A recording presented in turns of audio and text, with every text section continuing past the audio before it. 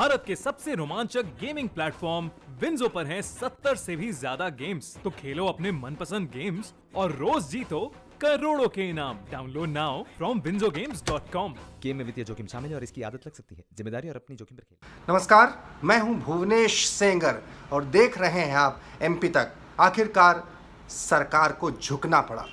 सरकार को झुकना पड़ा अपनी पार्टी के तमाम नेताओं और मंत्रियों के विरोध के आगे।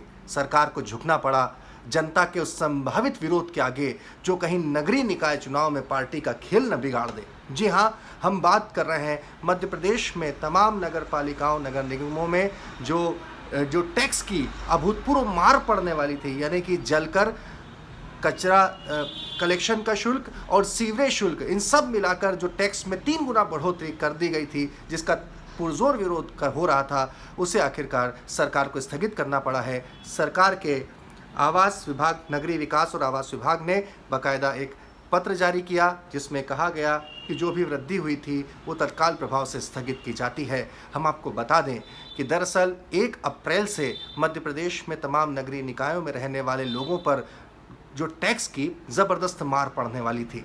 ये समझ लीजिए कि जलकर और कचरा कलेक्शन का शुल्क लगभग 2 गुना कर दिया गया था और पहली बार सीवरेज चार्ज लगाया गया था। यूँ भी समझ लीजिए कि अगर बात करें कि लगभग 350 रुपये अगर जो शुल्क देना पड़ता था वो बढ़कर 3 गुना यानी लगभग 950 रुपये हो जाता। बहुत विरोध हो रहा था। सबसे ज़्यादा विरोध हुआ मध्य प्रदेश की व्यावसायिक राजधानी इंदौर में, जहां पर कांग्रेस ने इस मुद्दे को लपका। कांग्रेस के विधायक संजय शुक्ला ने कहा कि वो सड़कों पर लड़ाई लड़ेंगे, तो वहीं भारतीय जनता पार्टी के तमाम नेता, चाहे मंत्री तुलसी सिलावट हों या फिर पार्टी के शहर अध्यक्ष हों या फिर विधायक महेंद्र हार्डिया हों, सभी ने मुख्यमंत्री से लेकर नगरीय आवास विकास मंत्री भूपेंद्र सिंह से साफ लफ्ज़ों में कहा कि ये आत्मघाती कदम होगा। जनता इस तरह टैक्स का बोझ इस वक्त में, खासतौर पर कोरोना काल में, नहीं उठा पाएगी। इन सब के बीच में आखिरकार सरकार को ये फैसला लेना पड़ा।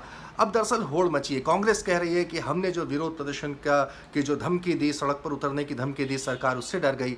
वहीं भारतीय जनता पार्टी के नेता वो भी अलग अलग खेमों में इस पूरे जो टैक्स की वृद्धि का स्थगित किया गया है उसमें होड़ लेने की कोशिश में।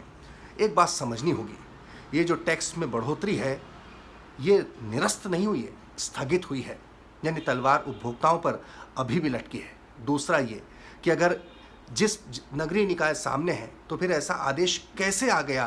क्या केवल अधिकारियों की चलती है, जनप्रतिनिधियों की कोई बात नहीं सुनवाई होती और आखिरकार जनप्रतिनिधियों को विरोध जताना पड़ता है, तब जाकर ऐसे फैसले वापस होते हैं? ये तमाम बातें हैं। तमाम खबरों के लिए आप बने रहिए हमारे साथ, जुड़े रहिए एमपी तक के साथ।